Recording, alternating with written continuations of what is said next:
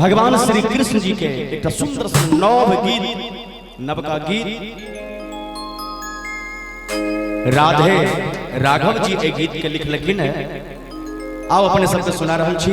बांसुरी बजा के कन्हैया राधा के सुनाबै छै,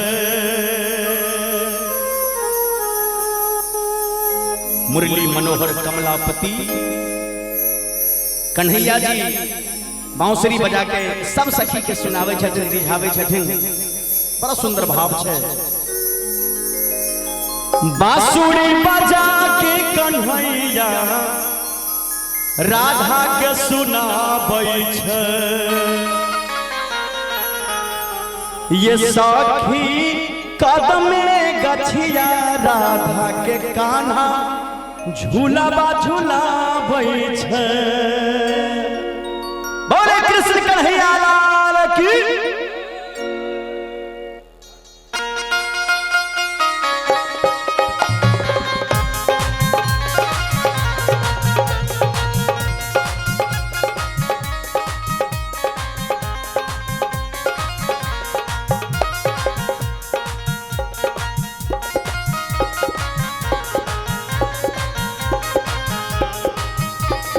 बांसुरी बजा के कन्हैया राधा के सुनाबै छै, बांसुरी बजा के कन्हैया राधा के सुनाबै छै। ए सखी कदम में गछिया राधा के झूला झूलाबै छै, ए सखी कदम में गछिया राधा कान्हा झूलावा झूलाबै छै। बांसुरी बजा के कन्हैया राधा के सुनाबै छै, बांसुरी बजा के कन्हैया राधा के सुनाबै छै। गे सखी कदम में गछिया राधा कान्हा झूलावा झूलाबै छै, ए सखी कदम में गछिया राधा के कान्हा झूलावा झूलाबै छै।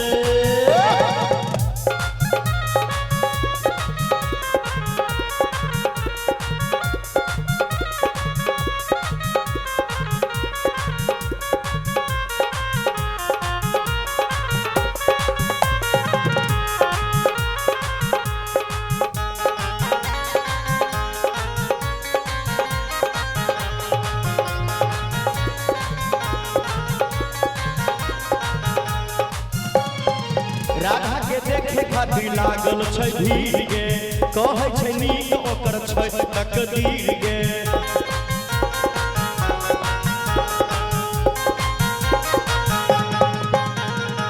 राधा के देखे खातिर लागल छै भीड़ गे, कहै छै नीक ओकर छै तकदीर गे।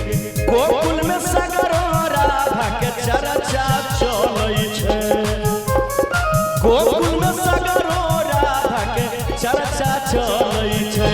गे सखी कदम में गछिया राधा के कान्हा झूलावा झूलाबै छै, गे सखी कदम में गछिया राधा के कान्हा झूलावा झूलाबै छै।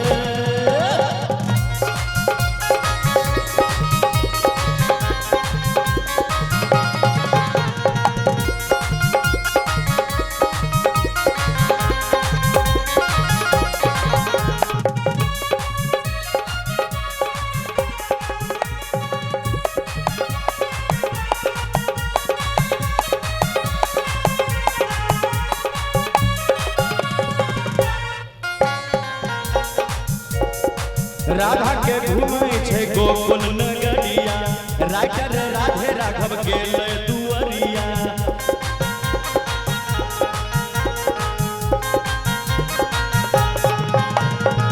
राधा के घूमै छै गोकुल नगरिया, राइटर राधे राघव गेल दुअरिया।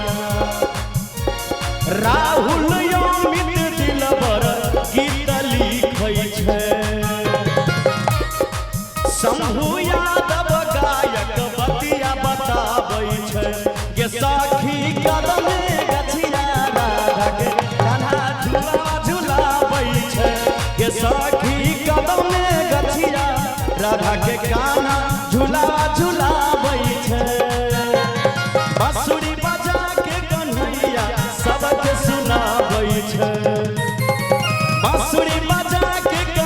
कन्हैया राधा